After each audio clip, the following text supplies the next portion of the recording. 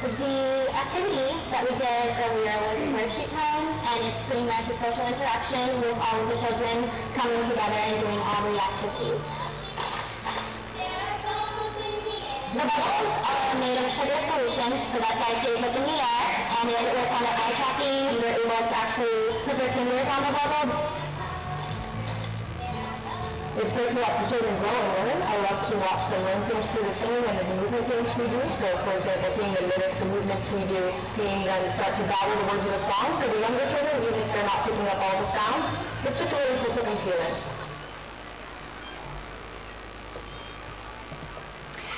Ladies and gentlemen, I am now pleased to introduce our last session for the evening, which is a panel discussion called Do Children Learn from Play?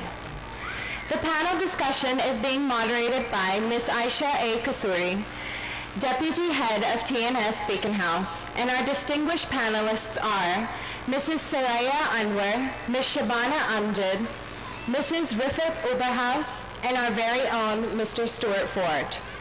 I will leave the panelists' detailed introductions to Ms. Aisha Kasuri. Ladies and gentlemen, I must emphasize that this is meant to be an interactive panel, so please start thinking of questions that you would like to ask while the discussion is going on. Ms. Aisha Kasuri will open the floor to questions after initial discussion with all the panelists.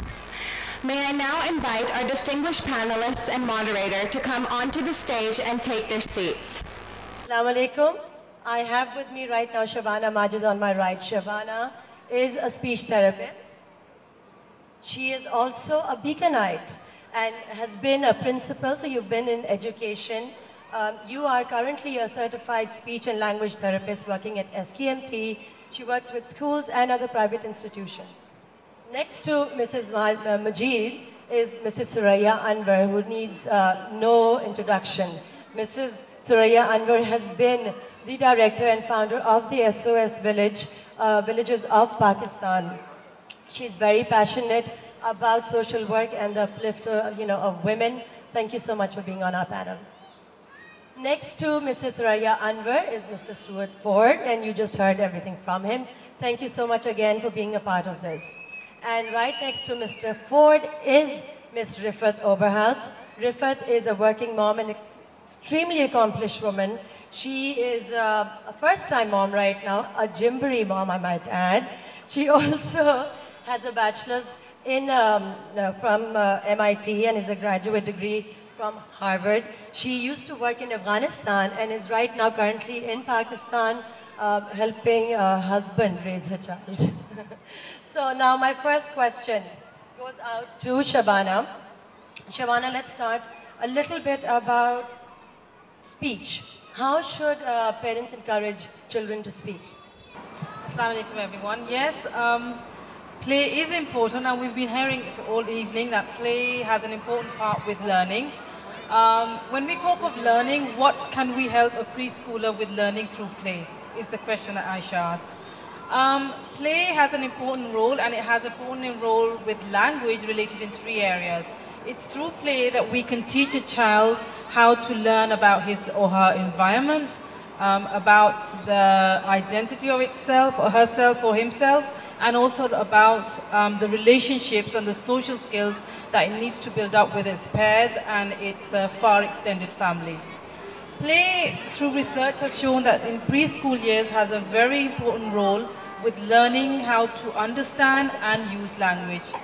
There's a few recommendations that usually we give, which is regarding play and how can we increase our learning through play. The first recommendation we usually give is that it's important for a child, if he's not paying attention or using a lot of language, let him follow the game. So as an adult, it's really helpful if we just follow what the child is doing, get some ideas from what he would like to do. So for example, if we just saw in the clip, it was about the concept up. If he wants to take the aeroplane down into the ocean, that's completely fine for the first go. Follow what he wants to do with the play, and then slowly and gradually take more opportunities to make him understand that the aeroplane needs to go up in the sky. Research shows that we need to repeat concepts and language many times a day, up to 100 times a day, for a child to start listening and understanding the new vocabulary. And it's only when he starts understanding he can use that vocabulary or language in his everyday use. The next thing that's really important is that as adults we need to keep our language very simple. So if we start from 2 or 3 word sentences whenever playing with a child, instead of saying go and get your shoes and your bag and it's getting late for school, cutting it down to 2 words, get shoes, get bag, school time, will be more helpful for him to play and understand it better. Besides this, I think another good thing is that to reduce the number of questions you ask and increase the comments that you're making in play. The more comments we make, they help children to listen and understand language better. And also try to think of quantity not as the need, but the quality. If you're giving 10 or 15 minutes play to a child in a day, that's enough for him to learn and use new concepts in language. Thank you. So you raised a very interesting point in play, during play, even though the children might not be active participants of that exact activity, however, they are observing. And whilst they're observing, they're also acquiring all that language, and that is the beginning of language acquisition. Now, my second question leads up to what is the right age to start speaking? Because I know a lot of mothers are always concerned out there, what is the exact age that the child should speak, and they get really worried once their child is 1.5 years, 2 years and is not speaking. Can you just reflect on that real quick, Siobhan? I think the mic is... As with milestones, like we have certain milestones and we look at those for any child when we're asking about their milestones, similar with language. I would say the landmark that we as speech therapists look for is that if there's a child of 18 months and he has less than 10 words, then he definitely needs to be referred to a speech therapist. By 2.5 years, he or she should be speaking in 3 to 4 word sentences, and by 4.5 to 5 years, he or she should be able to narrate a little storybook, say Little Red Riding Hood or Goldilocks, and being able to narrate it in 4, 5, 6 sentences, what happened, making sure that the sequence is correct, the start, the middle and the end. If a child's doing that, then he's in line. If not, then he needs to be referred. All right.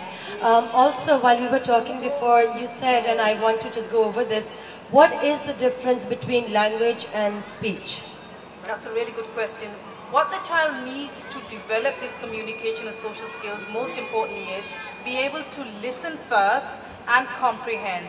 That's the important link. If he has started to listen and comprehend and understand what's being said, the use of language will come automatically.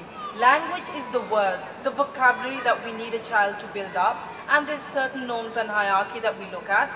By a 3.5-year-old child, he should be having more than 1,000 words as vocabulary. As speech, that would be more related to what we do in schools as phonology or phonetics. So that will be the sounds. Usually parents come in with concerns that he doesn't have or she doesn't have a lot of speech, but speech is never the concern. If a child is listening well, he's able to comprehend and understand and make good semantic links. The speech is not a concern, that will just be a bit delayed and behind, but it will come eventually. All right, thank you. Parents, please do, and out there questions, Mrs. Majid will be taking questions later.